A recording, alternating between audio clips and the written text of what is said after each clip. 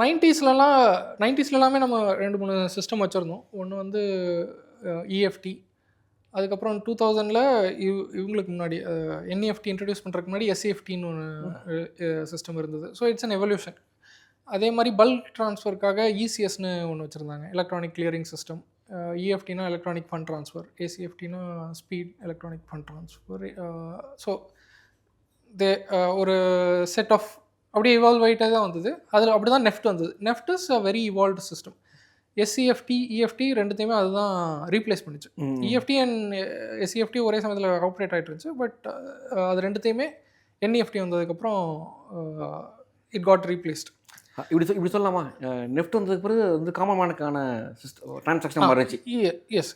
So ஒன்று என்னென்னா, அந்த இஎஃப்டி இவங்க இதெல்லாம் வந்து எல்லா பேங்க்குமே அதில் ஆன்போர்ட் ஆகலை. ஓகே. அது வந்து வெரி வெரி க்ளோஸ் சிஸ்டம், ஒரு எக்ஸ்க்ளூசிவ் சிஸ்டம் மாதிரி இருந்தது. அதில் யாரெல்லாம் இருக்காங்களோ அவங்க மட்டும்தான் அதை யூஸ் பண்ண முடியும். இன்டர் பேங்க் ட்ரான்ஸ்ஃபர்ஸ்க்கு நிறைய யூஸ் பண்ணாங்க. ஸோ இப்போ வந்து ஒரு பேங்க் வந்து இன்னொரு பேங்க்குக்கு காசு கொடுக்குறதோ இல்லை செட்டில்மெண்ட் பண்ணுறதோ, இப்போ செக்கு ஒரு பேங்க்லேருந்து இன்னொரு பேங்க்கில் வருது, அந்த செட்டில்மெண்ட்லாம் பண்ணுறதுக்கு வந்து தேர் மோஸ்ட்லி யூஸிங் இட். இண்டிவிஜுவல் ட்ரான்சாக்ஷன்ஸ்க்கு அது அவ்வளோ பெருசாக யூஸ் பண்ணல.